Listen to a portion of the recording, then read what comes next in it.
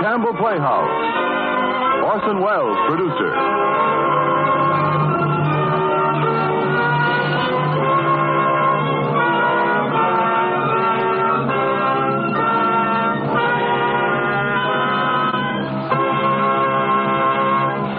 Good evening. This is Orson Welles. Our offering for tonight is The Citadel, a novel by A.J. Cronin, an English doctor which achieved great and instant popularity immediately upon its publication. It was then made into a distinguished and highly successful picture in England. As with all stories that have a true popular basis, however, the problem with which it deals is not a national one, but is universally human. The struggle of a young doctor who has dedicated his life to the highest ideals of his profession among the harsh realities of the workaday world. As our guest star, playing the part of Christine, the doctor's clear-eyed wife, we're extremely fortunate in having with us Miss Geraldine Fitzgerald, the most promising of the new talents that has come to the screen from the stage in recent months. In a moment, our story, The Citadel, begins. And now, Orson Welles and Geraldine Fitzgerald in The Citadel.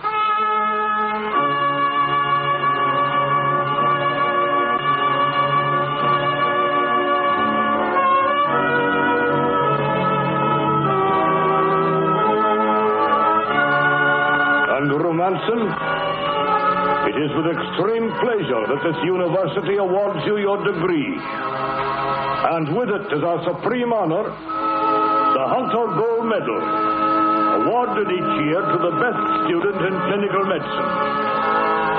In the name of St. Andrews University, I congratulate you.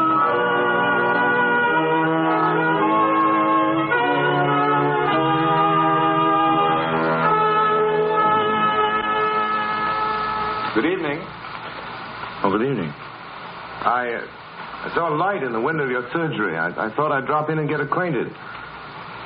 But my name's Manson. I'm Dr. Page's new assistant. Oh, welcome to Blenhesley. My name's Denny. I'm assistant to your chief competitor. Well, I must say, Manson, you picked a dreary black hole of a town for your first practice. Oh, I thought a mining village like this might give me the most experience. Besides, you see, I'm interested in lung work, and I thought among the miners that I might find some interesting cases. Matter of fact, I've just been examining my first case of Mrs. Williams in Glider Place. Chills, fever, headache. Pretty sick, eh? I believe those were her symptoms. And so you prescribed 1 tablespoon every 3 hours. I believe under the circumstances, that's a pretty legitimate prescription. Dr. Manson, there seem to be 1 or 2 things about this place you ought to know. There's no hospital, no ambulance, no x-ray. No, nothing. If you want to operate, you use the kitchen table. You wash up afterwards at the scullery sink. Sanitation won't bear looking at. In the dry summer, the kids die like flies with infantile cholera. Yes, and come to think of it, if I were you, I should look out for typhoid. Typhoid? Yes, typhoid. Some of these cases aren't exactly typical. Thank you very much, Dr. Denny. You see, I am new, and not only to this place. I've not had the proper experience. But these people here need help, and after all, that's why I'm here. You know, by Jove, I believe you mean that. Why else would I say it? It's been a long time since I've run into a man like you, Manson. The medical profession doesn't turn them out like that very often. Have a drink. Oh, I thought you wouldn't. But I will. While you're about it, take a look through that microscope there. Oh, it's a beauty. It's nice, isn't it? Yes, it's the only precious thing I have left. But it was the slide I meant. Hmm? Take a good look. Typhoid, I'd be shot for not having recognized it myself. That Williams woman has it. I say, you've got cases, too. 4. All in the same area as yours. The bugs you're looking at come from that well in Glider Place. The main sewer that's to blame leaks like the devil and seeps into half the low wells at the bottom of the town. I've hammered at Griffiths, the medical examiner, about it till I'm tired. He's a lazy, evasive, incompetent, pious swine. Afraid to ask the council for anything in case they dock his wretched salary to pay for it. We've got to do something. Yes, that's a good idea. Well, then let's have a drink. Well, I'll have another drink. That cursed sewer starts leaking anymore. All the isolation and boiling of water won't help a bit. The typhoid epidemic has spread all over the district. That's right. We can write the Ministry of Health. We could write a dozen letters, and all we'd get would be a doddering commissioner down here in 6 months' time. No, I've thought it all out. There's only one way to make them build a new sewer. How? Blow up the old one.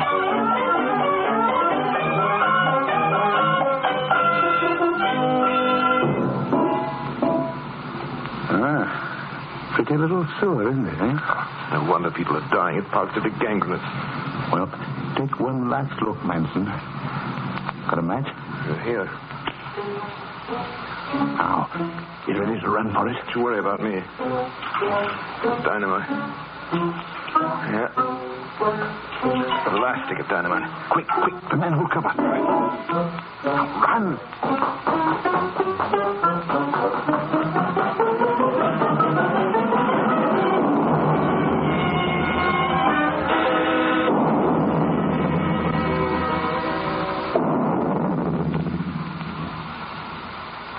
Well, Manson, how does it feel like to be one of the saviors of Blenheim? I think we owe ourselves a drink. A bottle or two at the very least. How about it, old boy? Sorry, Denny, but I've got some other work to do. I've been hearing reports of that little schoolmistress. Schoolmistress? Oh, you mean Christine Barlow? I think that's the name. She's been keeping measles cases in her class, and she knows perfectly well they should be isolated. Yes, but look here, Christine Barlow is pretty much a law of her own in Blenheim. Oh, she is she? Well, I'm going to see about that. It's all very well, and I thought there was only measles to contend with, but this is different. Heaven only knows what she's exposing those children to. Now, Manson, I wouldn't worry about Christine. She's a pretty intelligent girl. Just the same, the law's the law. I intend isolating any suspicious case I find, whether it's measles or typhoid.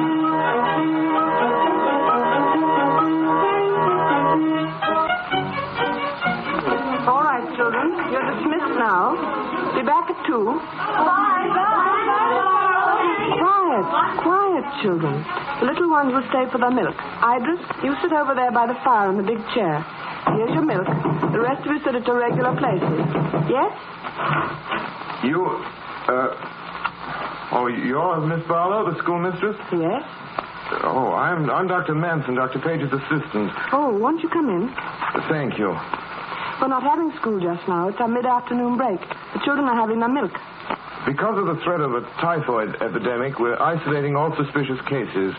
Yes, I was told. I understand you have a contact here, Idris Howells. But you don't understand, Doctor. You don't know the conditions in Blenheim.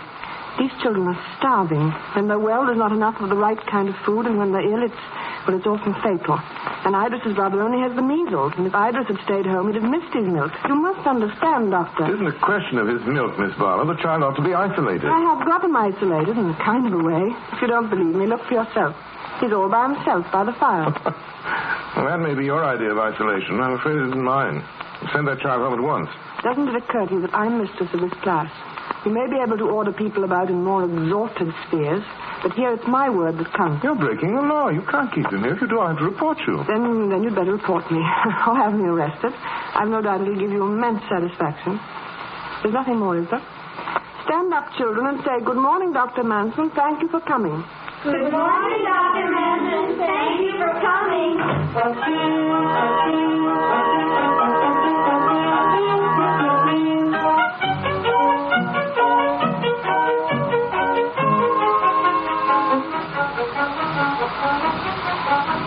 Good morning, Dr. Manson. Have you sent for the police yet, Dr. Manson? You see, Idris is still with me. Miss Barlow, I've got to tell you that I'm sorry about that. I ought to be kicked hard. What you're doing about those kids is splendid. I've learned a lesson that sometimes it's better to observe the spirit than the letter of the law, and I'm sorry to bother you with all this. I had to say it. Good morning. Wait, Dr. Manson. I understand. I know just how you felt. I felt the same way at times. Then you don't mind? You'll be friends? Of course. Could I walk home with you? Not far, but if you'd like to. I'd love it. We've had a lot of excitement lately for Blue Nestle, haven't we? Yes, we have. Odd, that sewer blowing up. Quite a coincidence, really. Yes. Dr. Denny's threatened to blow it up so many times. He must be quite pleased, don't you think? Well, I rather imagine he is, yes. I think it was splendid. Splendid of you both. You mean you guessed? Of course. It's Denny's idea, not mine. I wouldn't have had the courage. I've learned a good deal from him. When I came down here, I was full of a lot of formulae and theories of diagnosis that aren't right at all. And all I knew were a lot of trick prescriptions that were perfectly harmless, but no earthly good. Fix them up, that's the rule. Even though it's only burnt sugar and soda bicarbonate. Dr. Manson, what are you going to do? What do you mean? With your life.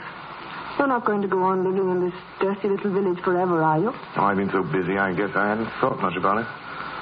Well, it's not since I left the university.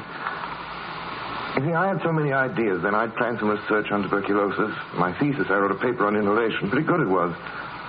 Only the other day I had a letter from a remarkable chap in America, Richard Stillman. Who's he? Some well-known doctor over there? He's a physicist, really. He runs a clinic for disorders of the lungs near Portland, Oregon. And he's really a big man, does wonderful experimental work, some of the finest in the country. And he's had to fight all sorts of opposition. That's the sort of thing I'd like to do. When I get a chance. Get out of it. Get out of Blue Nestle? Oh, sorry, I didn't mean... Oh, I understand. To do some real work for a change, some real work where I'm needed, where I can be of real use. I was told of a place the other day over at Aberalo. The medical society there is looking for a new assistant. I think the head doctor's name is Llewellyn. You might try. I think I will try. I'm going right home now and apply. They can't do any more than turn me down. Thanks a lot, Christine.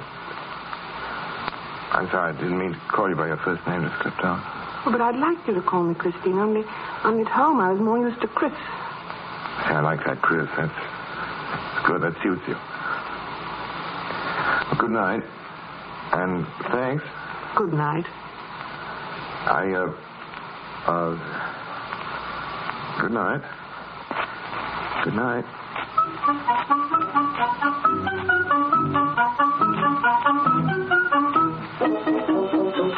Chris? Andrew, what's the matter? You're so pale. Oh, Andrew, didn't you get the job? I got the job. It's the most wonderful job. Oh, I'm so happy for you, Andrew. There's big things to be done. There's a hospital there, and I can go on with my research and my lung work, and I'll be right in the thick of things. Every opportunity to study my cases, a regular beauty of a hospital to get them well in. And Chris, I can hardly wait to begin. Oh, it's wonderful. You've just seen Aberall all open and clean, Chris, with green fields and decent shops and roads and parks and, Christine, actually a hospital. If you'd only marry me, darling. We can start right away if you'd marry me. Could you? Would you marry me? I can't get the job if you don't. Is this because of the job, Andrew, or because of me? Oh, it's you, Chris. You know I love you, but I never thought of this. Maybe you don't love me. Oh, but I do, darling, I do. Ever since I saw you walk into that stupid classroom. Darling. And everything's perfect. But shouldn't you tell him? I mean that... Well, you see, I already have. Oh, Andrew. Well, you said not to let anything stand in my way. Not anything.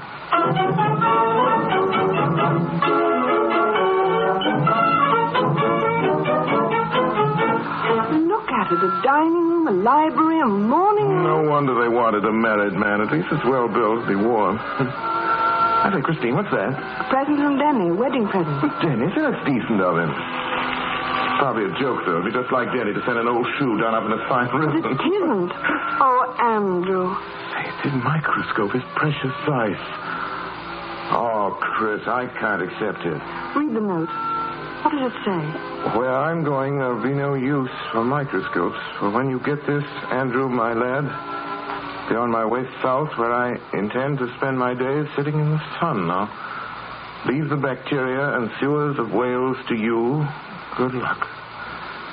Chris, did you know he's going away? Yes, I knew 2 or 3 weeks ago. He didn't say anything to me. He was self-conscious. He was afraid you'd think him sentimental. You see, he's going to try and get hold of himself. And if he can, he's coming back and he thinks that by that time, perhaps you and he can work out that plan you had for the experimental hospital.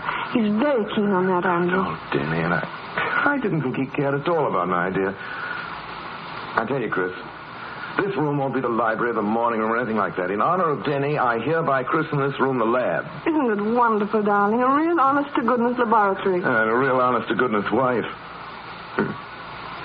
Come here. You know what day this is? Our wedding day? What's your name?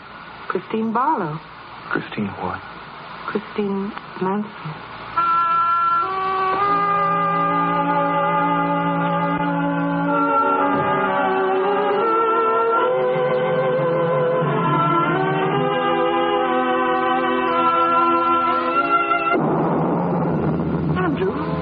Sounded like an explosion. I think that's the mine, Chris. Doctor?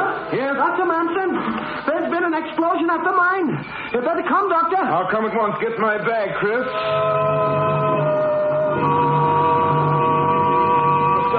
Doctor, when you've come, there's been a cave-in at number 3 shaft. Sam Bevan got buried there. They don't seem able to lift the lad. He's on your list. Bring a stretcher and the emergency can follow me. Is the cage still working? Well enough, I guess. We've got to get to him as soon as we can, Doctor. There's danger of another cave-in. I light the way, Dr. Manson. There he is. We can't shift Sam Lowhall. They're still trying to get the poor fellow out of the water. Oh, Doctor. His arm's caught under a plate of rock, Doctor. Let's have a look at him. Doctor. Sam. Hello, Doctor. Looks like you're going to have some ambulance practice on me proper. Sam, there's only one way to get you out. I guess you know that. I've got to amputate. Do you know what that means? Yes, Doctor, I know. Only get me out of here. Right. Now, where's my bag? Here, Doctor. It's all right, Sam. Don't worry. I'll send you to sleep now. And then when you wake up, you'll be... What's the matter, Doctor? My chloroform, the bottle's broken. I'll have to send up for an anesthetic. You can't, Doctor. Why not? There's no time. There's a slide starting. You can hear it. It won't be any time till the roof caves in on us. This might get us all. All right, Dr. Manson. Dr. Manson, it's all right. Go ahead. Without it. You're a brave man, Sam. Steady, Sam. Steady. Sam. Steady. Steady. He's fainted, Doctor. Thank heaven for that. He'll not feel the pain. Now, hand me the saw, quick. Now, stand ready with the bandages. Stand ready. Hold him. Give me the bandages. There we are. Right. Quick. The bandages. We are. Is that it, Take him away. Go steady with the stretcher. Wrap those blankets around him. We want plenty of hot water bottles. Steady. If we ever get out. The doctor says, but hurry as you can. The roof can't hold up much longer. Hurry.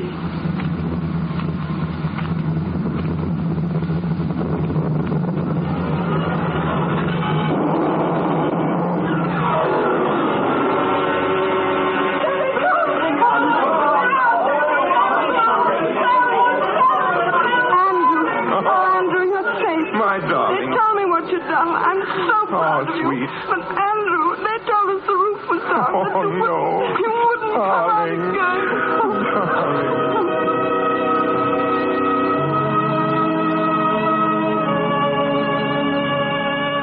All right, then, Shankin, put your shirt back on. Certificate? Here. Say. This don't say certificate. No, it doesn't. For 15 years, you men have been getting compensation for an illness you haven't got. I'm not going to do it. You're perfectly able to work, and work you're going to do. Now get out of here before I put you out. All right. I'll get out. But we'll all be leaving you, Doctor. That's what we'll be doing. We'll go to the doctor that gives the certificate. There's only one thing wrong with you, Mrs. Hinch. You should walk. Walk several miles a day. Thank you, Doctor. Then may I have my medicine? There'll be no medicine. Walk. That's the only prescription I'll give you. No medicine? Tain't doctrine, that's what tain't. When I don't have my medicine, I know what happens to me.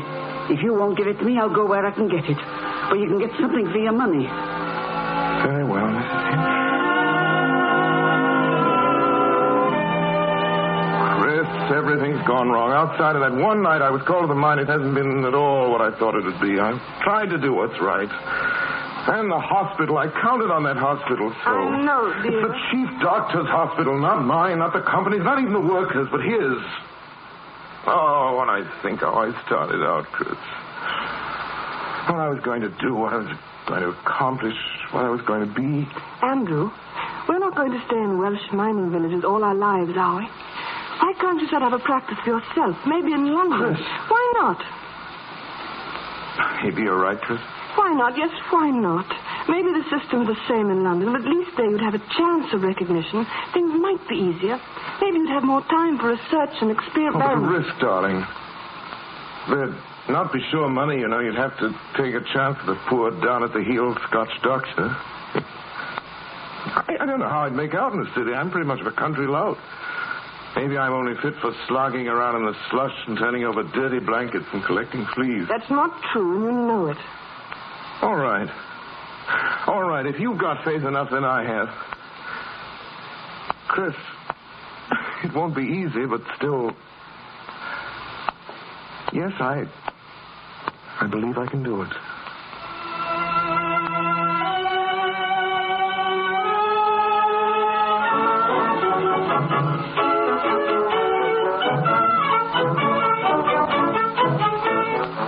Listening to Orson Welles in the Campbell Playhouse presentation of The Citadel, starring Geraldine Fitzgerald. This is the Columbia Broadcasting System.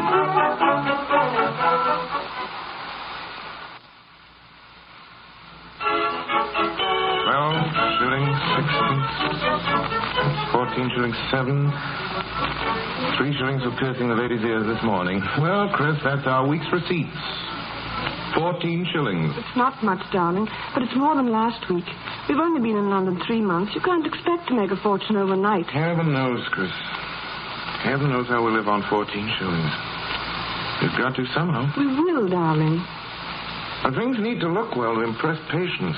They can't know we're as bad off as we are. You've got to spruce things up, Chris, and economize. Economize? Don't I always economize for you? Do I cost you anything? Chris, now... Oh, I'm sorry, darling. Andrew. It's this house. I didn't realize. That basement, the stairs, the dirt. I know, sweet. Oh, Andrew, I didn't realize what London was like. It's so squalid and mean. Chris, darling. I know. I won't say anything ever again. Only, Andrew, London isn't what I thought. Not at all what I thought. I'll make money for you if you'll only give me time, darling. That's not it. We've never had money and we've been happy. But there's no warmth here, no friendliness. Darling, we haven't had a chance to find out what London's really like. It's just that I want a place with a garden and some trees like we've always dreamed about. I'm rich and successful. I have a great house in the country where you can... What are you laughing at? Just imagine you rich and successful. I suppose you think that won't happen. Well, it will. And pretty soon, too. We're beginning next week. Next week? Thursday night, darling. We're invited to dinner. It's our big chance. Dinner? With whom? I ran into a fellow yesterday that I used to know, Freddie Hampton. Quite an up-and-coming doctor in the West End. Swank offices, big practice, you know. He's done well for himself in London. I used to pal about with him in the early days, and he insists we come over Thursday night. Oh, Andrew, you go. Oh, that's nonsense. We need to get out, the two of us, away from ourselves, make friends. Be good. Say, it's lucky I bought myself that dinner jacket. What about you, Chris? What do you wear? We'll have to get you a new dress. A new dress? Nonsense. What I need is a new gas cooker.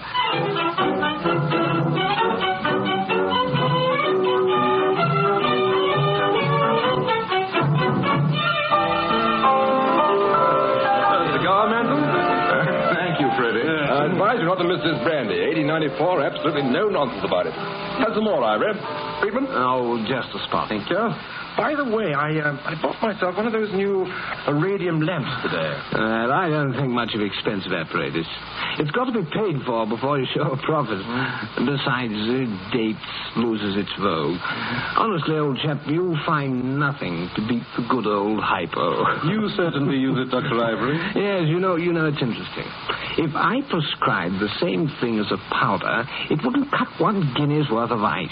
But give it hypodermically, swabbing up the skin, sterilizing, and all the rest of the game, and the patient thinks it's all very scientific and smart, and you can double your fee. Yes, and they call in Dr. Friedman here to consult, and triple fee. Freddie, I don't quite understand. You mean you and Dr. Ivory and Dr. Friedman consult one another about patients? You mean you split fees? Oh, no, listen to him. You know, you've got to learn an awful lot about this game, Manson. With some patients, the more doctors, the better.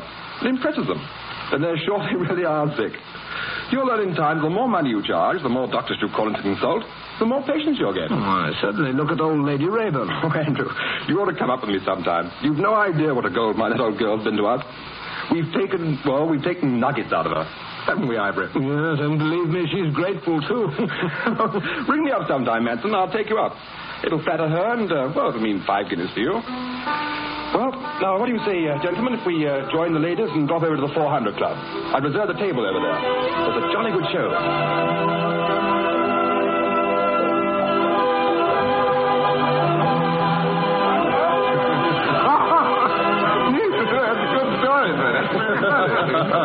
Think it like that. I think I'd better dance with Chris. You know how it is, Freddie. Oh, I say, you can dance with your wife any time. Ask Frances Lawrence. She can do more for you than anybody else in London, if she takes a fancy to you. My boy, at this time in your career, you can't waste any time on sentiment. The right people, that's the whole thing. Frances? Yes, Freddie? A dark, handsome gentleman is pining away because he hasn't the courage to ask you to dance. Oh, I adore dark, handsome men. I should be delighted, Dr. Manson.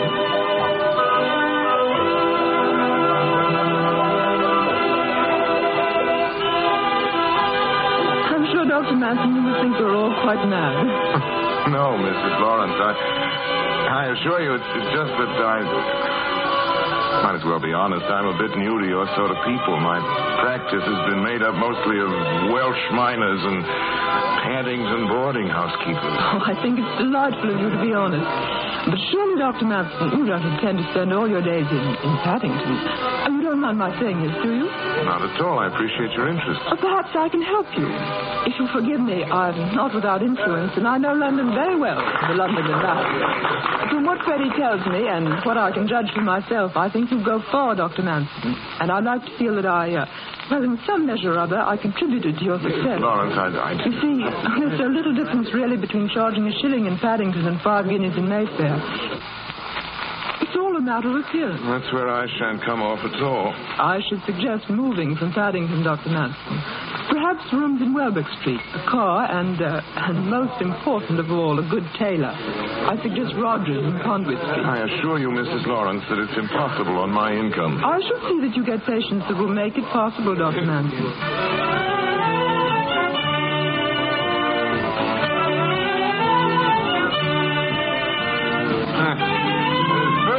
Those doctors, chaps. Chris, it's been a wonderful evening.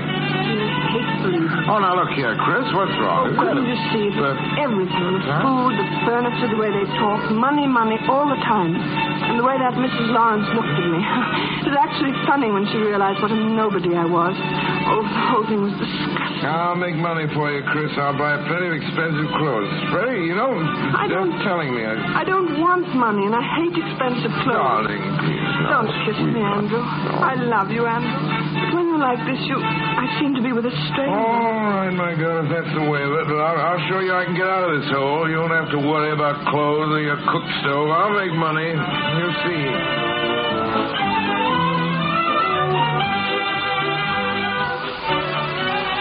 Good morning, Mrs. Everett. I'm Dr. Manson. Oh, good morning, Doctor. I asked you to call on the recommendation of Mrs. Lawrence. I think perhaps you might suit me. I shall do my best, Mrs. Everett. Mrs. Lawrence says you're a very brilliant young man. Thank you. Sure. Dr. Manson, I do dislike bills. Would you object to my paying in advance? I never pay more than 1 guinea a visit. Is that all right? That's quite all right, Miss Everett. Quite all right. Now, if you'll permit me. You know, Manson, I'm glad you chucked your old dog in the manger, holy willy attitude. You know, a doctor can make a pretty good thing out of London these days if he's willing to play along. You know, I've got an idea that you and Ivory and I could work out something really worthwhile. Make some real money, Manson. What do you say if you drop round to my office one afternoon this week and talk it over? Well, I'd be glad to. I say, there's a favor I'd like to ask of you. It's a charity case. Oh, I say, another one, Manson? You know, for a fellow who's only been in London a few months, you've certainly loaded yourself down with those. This is a rather special case. The girl has TB, left apex, primary stage. Of course, it's pretty bad. I wonder if you'd arrange to have her taken to Victoria Chest Hospital. Oh, well, of course, anything for a friend. I'll bring her up. Fine. And afterwards, why not drop into the Ritz and we have a drink? I'm sorry. I've got an appointment to see Richard Stillman. Stillman? You know, the American health expert. He's in town today. Oh, the quack. Well, he's quite a big man in America. Yes, well, I'd be very careful of that if I were you, Manson. You know, in your position, it isn't too good to be seen with men of that type. And you're just at the point where the wrong connections can ruin you, old boy. Just think it over.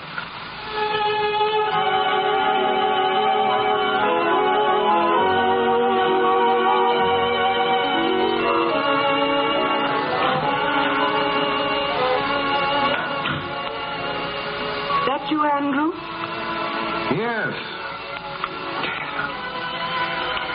Ah, Chris. The dinner party, Mrs. Lawrence. Oh, it was a stupid affair.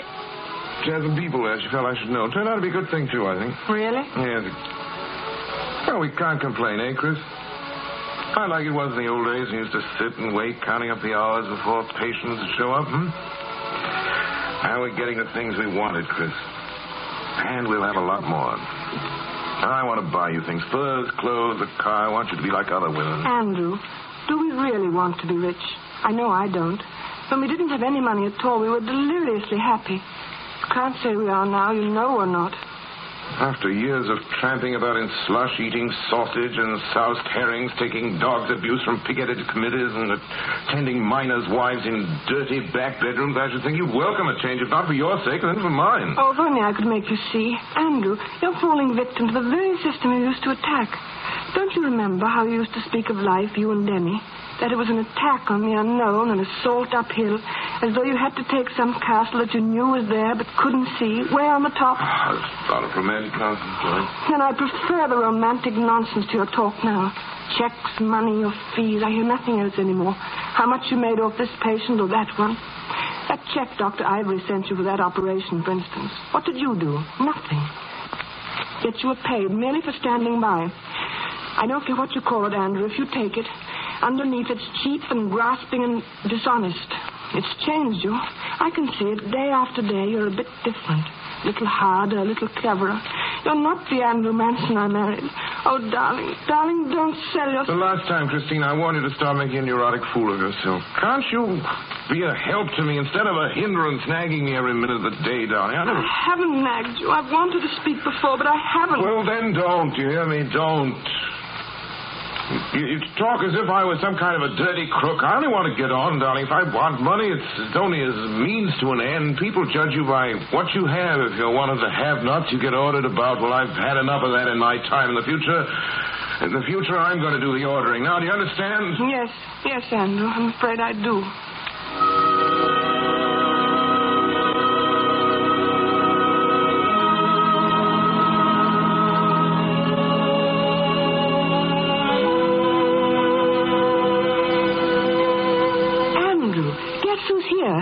Denny!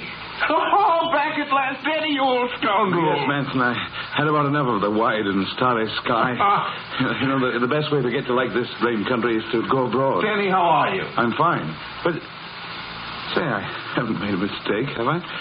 This well-dressed gentleman is Dr. Manson, isn't he? No other. Come on in, Denny. How about a bottle of ale? I'll bring some, Andrew.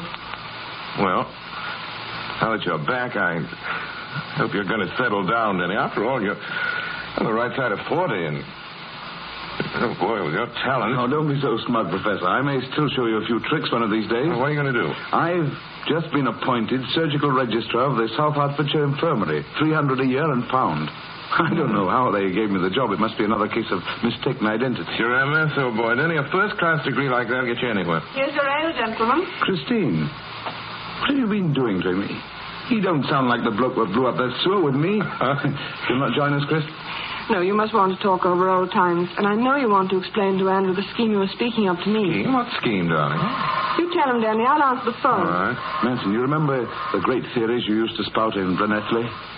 About tuberculosis hospitals? Yes. Special hospitals, away from the dust and noise of cities? Of course I do. Well, I've been talking to Stillman. You know him? Yes. The more I talk with him, the more I realize how practical his ideas are. That's one reason I took this job in South Hertfordshire. You see, I thought that you and I and Stillman... Andrew, it's Mrs. Higgins on the phone. Her little boy is very ill. Could you go over? Of course. Denny, old boy, you put up with us tonight. Sorry, I've got to get back to my job, or else they might change their minds.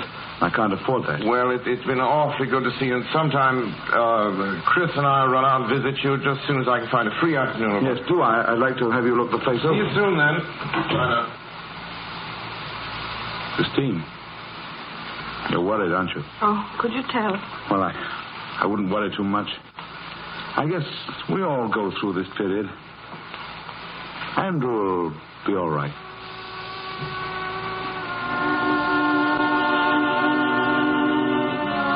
Is it terrible serious, Dr. Manson? Mrs. Higgins, an operation is absolutely necessary. Johnny shows a cystic condition which will have to be removed. I'll see what I can do about getting him into a ward at once. Oh, well, I don't want that, Doctor. We're not well-off people, but we've a bit put by, enough for a private room and a good surgeon. I'll see if I can't arrange to have a friend of mine, Dr. Ivory, perform the operation. Well, whoever you say, Doctor, I'm trusting in you.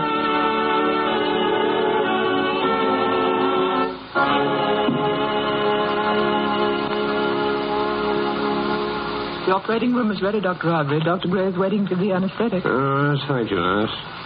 Well, Manson, soon be over. Let's see, just 10:30. I'll have time to drop in on Lady Rayburn before lunch. Oh, here's our patient. Morning, young man. Johnny. Hello, Dr. Manson. Dr. Manson, you're not going to hurt me, are you? Oh, I'm not going to hurt you. Just lie still, Johnny. We're just going to slip a mask over your face. I won't hurt you at all. Your apron, Doctor. Thank you. Don't be frightened, Johnny. Yeah, you slip it on. That's the mask. That's a good boy. Now breathe deeply. That's the boy. Deep as you can. That's it. Breathe. Everything's ready, Dr. Ivory. Johnny. Johnny, can you hear me? Johnny. How's he taking the ether, Gray? He's gone under, Dr. Ivory. I think so. Good. All right, now we get to work. May I uncover the patient, nurse? Yes, Doctor. Ready, nurse? Knife, please.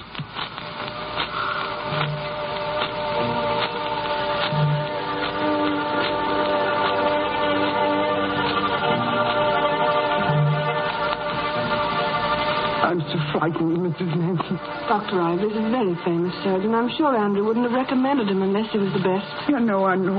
But Johnny looked so white. It was almost as if... Oh, please, Mrs. Higgins, you mustn't worry.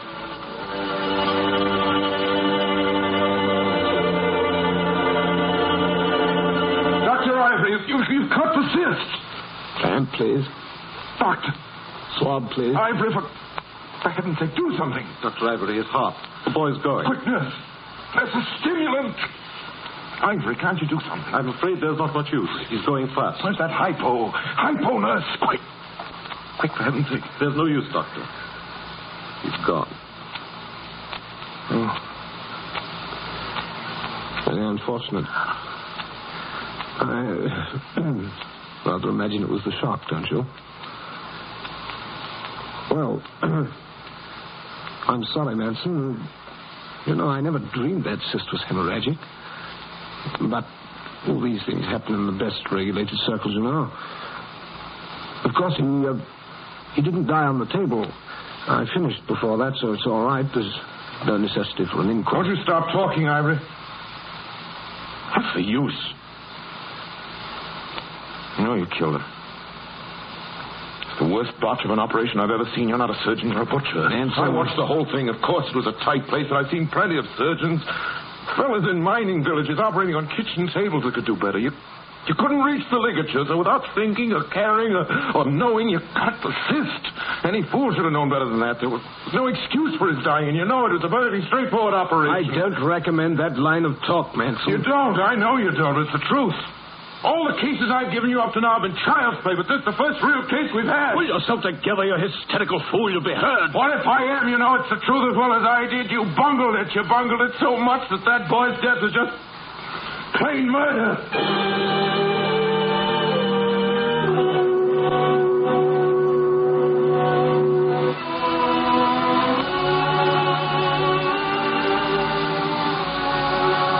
Is that you, Andrew?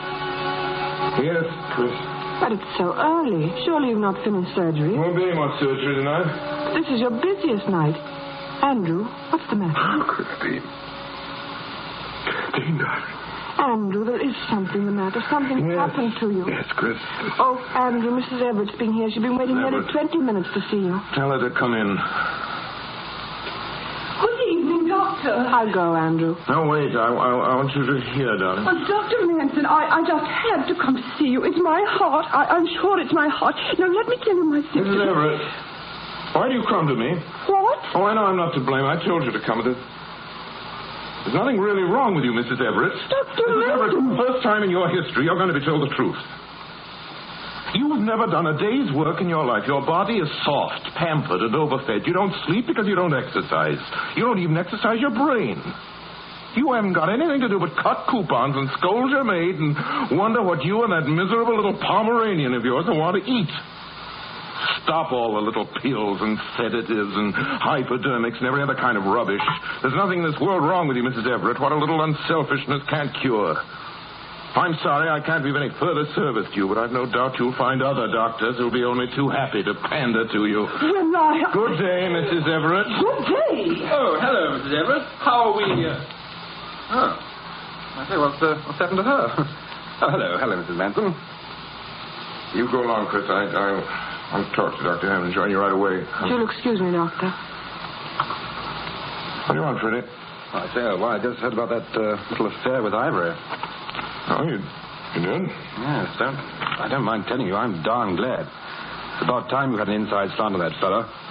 He's no surgeon. Never was. I could have told you that a long time ago. And why didn't you? Well, I mean, as long as we were working together, it didn't matter. But after this affair, I can see it won't do to have him with us, you know. It might be something that counted next time, then we'd be in trouble. I've got a scheme, old boy. Let's stitch Ivory and Freeman all together and start a tight little partnership of our own. Thanks, Freddie.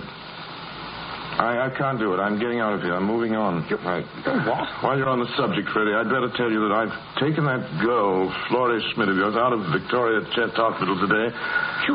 You've taken my patient? I've taken her to Stillman at Wickham.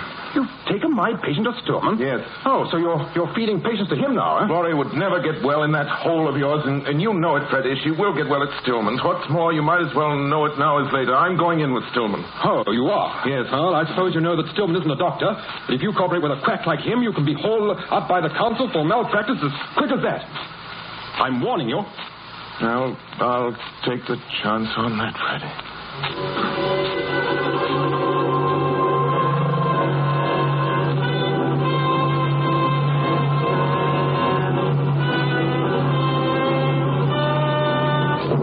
Mr. President, gentlemen, the facts of the case are these.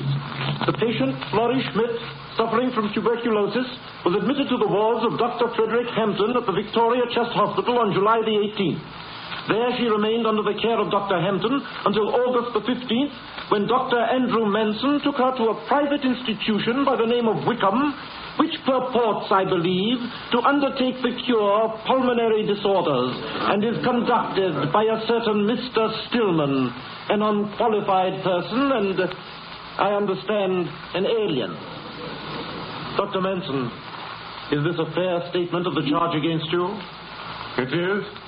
Then, Dr. Manson, what have you to say in your own defense? Sir, have you heard of Louis Pasteur? Yes, who hasn't? Exactly, who hasn't? You're probably aware of the fact, but perhaps you'll allow me to remind you that Louis Pasteur, the greatest figure of all in scientific medicine, was not a doctor, not a qualified doctor. There was Ehrlich, the man who gave medicine the best and most specific remedy in its entire history. There was Metchnikoff, inferior only to Pasteur in his greatness. There was Hafkind, who fought the plague in India. Forgive me for reminding you of these elementary facts, sir. They may show you that every man fighting disease who hasn't got his name on the register isn't necessarily a knave or a fool. Yes. These are illustrious names, we know. Surely you don't compare Stillman with them? Why not? They're only illustrious because they're dead. Virchow laughed at Koch in his lifetime, abused him. We don't abuse him now. But we abuse a man like Stillman, who's done more for medicine than thousands of men with degrees, men who ride about in motor cars and charge their fees free as air. Dr. Manson, do you realize what you're saying? I do. I know I'm speaking more strongly than I should, but I can't help it. What I'm saying has got to be said. If we go on trying to make out that everything's wrong outside of the profession and everything is right within, it means the death of scientific progress. We'll just turn into a tight little trade protection society. It's high time we started putting our own house in order. And I don't mean the superficial things either. Go to the beginning. Think of the hopelessly inadequate training doctors get. Gentlemen, when I qualified, I was more of a menace to society than anything else. All I knew was the names of a few diseases and the drugs I was supposed to give for them. I couldn't even lock a pair of midwifery forceps. Anything I know I've learned since then. How many doctors do learn anything beyond the ordinary rudiments they pick up and practice? They haven't got time, poor devils. They're rushed off their feet. That's where our whole organization is rotten. We ought to be arranged in scientific units. There ought to be compulsory postgraduate classes. There ought to be a great attempt to bring science into the front line, to do away with the old bottle of medicine idea, give every practitioner a chance to study and cooperate with research. And what about commercialism? The useless, money-chasing treatments, the unnecessary operations, the crowds of worthless, pseudo-scientific proprietary preparations we use. Isn't it time some of these things were eliminated? The whole profession is far too intolerant and smug. Structurally, we're static. We never think of advancing, altering our system. We say we'll do things, and we don't. For years, we've been bleating about the sweated conditions under which our nurses work, the wretched pittance we pay them well. They're still being sweated, still being paid. Pittances. That's just an example. I know I've made plenty of mistakes and bad mistakes in practice. And I regret them. But I make no mistake with Richard Stillman. And I don't regret what I did with him. 3 months ago, that girl sitting there was dying of tuberculosis in Dr. Hampton's Victoria Chest Hospital. I took her away. I sent her to Stillman. And, gentlemen, in these 3 months, Stillman cured her. If you want any justification of my infamous conduct, I give it to you in the person of Flora Schmidt. The counsel has heard your testimony, Dr. Manson. While it deliberates the case, I must ask all strangers to withdraw. Oh, Chris. I made a silly fool of myself again, a wretched, declamatory fool. Should have been a stump orator, not a doctor. It's all I'm good for. You've spoken the truth, and that's all that matters, Andrew. Don't you see, whatever the verdict is, it doesn't matter any longer. You've been true to yourself, and that's the most important thing of all. Andrew Manson? Yes, sir. Andrew Manson, the counsel is of the opinion that you are acting in good faith and were sincerely desirous of complying with the spirit of the law. I have to inform you accordingly that the counsel has not seen fit to direct the registrar to erase your name, Dr. Andrew Manson.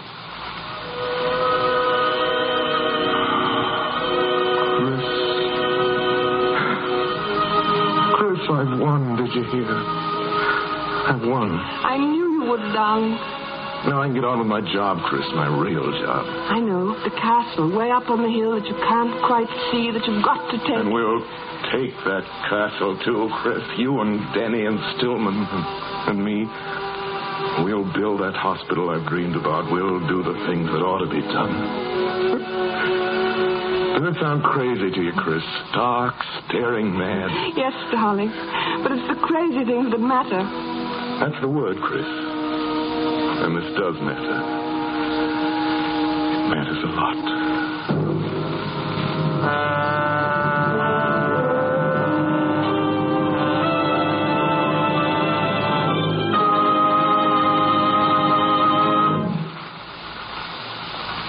You have been listening to Orson Welles and Geraldine Fitzgerald in a Campbell Playhouse presentation based on the novel by A.J. Cronin, The Citadel. Mr. Welles and his guests will be back with us in just a moment. And now here's Orson Welles, who will present our guest star to you. Thank you, Mr. Chappell. And now, Geraldine, what would normally be said at this time goes like this. Ladies and gentlemen, it gives me great pleasure to introduce, and so on, which under the circumstances is a pretty silly way to be carrying on. Geraldine Fitzgerald, ladies and gentlemen, and your obedient servant are old friends from the Mercury. I'm glad you broke the ice, Orson. Good evening, everybody. I hope you'll forgive me, ladies and gentlemen, but I can't help reminding our guest of the evening of Heartbreak House. I can't help remembering it. It's not entirely painful to me to recall that our Mercury production of the Shaw play was a success. And I wonder now if the audience outside of New York knows how very considerable was your success in that play, Geraldine. We were so happy and proud to be able to persuade you to come to New York from Ireland to play Ellie Dunn with us. I tried not to make it too obvious that I was just as happy as you were. This is getting to be terribly sentimental, but Geraldine, do you remember that opening night when I took you by the hand and brought you out on the lawn in front of Heartbreak House? The most wonderful opening night I've ever had, Orson, or ever expect to have. And so much has happened to your career since that night 2 years ago, Geraldine. We've all followed your rise to stardom as if you were a member of our own family, as of course you are. Your first picture with Merle Oberon, Wuthering Heights, and then Dark Victory with Betty Davis. And now your first starring vehicle, A Child is Born. Orson, do you want to know something that's made me very, very happy? I certainly do. Well, it's just occurred to me how wonderful it is that I've made my first appearance in a full-length presentation on the air on the Campbell Playhouse with you. My first theatrical appearance in New York, my first full-length appearance on the air. Thank you very much, Orson. We here on the Campbell Playhouse thank you very much. And you've got to promise us here and now that you'll be back soon again. I will. I promise gladly. Can't imagine better news. Thank you. Again, Geraldine, and good night. Good night, Orson. Geraldine Fitzgerald, of course, was Christine. Everett Sloan was Dr. Ivory. Ray Collins was the rector. Mary Taylor was Mrs. Lawrence. Edgar Barrier was Dr. Friedman. Georgia Backus, Mrs. Higgins. George Coulouris, Dr. Denny. And Mr. Robert Coote was Dr. Fred Hampton. Your obedient servant played Andrew. And that's the next week. Next Sunday night, ladies and gentlemen, our offering will be our version of one of the most famous motion pictures that has ever come from Hollywood, a picture that is certain to be on everybody's list of the 10 best pictures ever produced. It happened one night. As our guest stars in parts that still remain clear in all of our memories, though there have been 100 carbon copies of them since their first presentation, we are very pleased to be able to announce Mr. William Powell and Miss Miriam Hopkins. Mr. Powell, one of the most famous players of our time, is in particular no stranger to the Campbell Playhouse audience. Nor is Miss Hopkins, who has won enduring distinction in the theater, the films, and on the air. And so, until then, next Sunday, and it happens, all of us here in the Campbell Playhouse remain, as always, obediently yours. This is the Columbia Broadcasting System.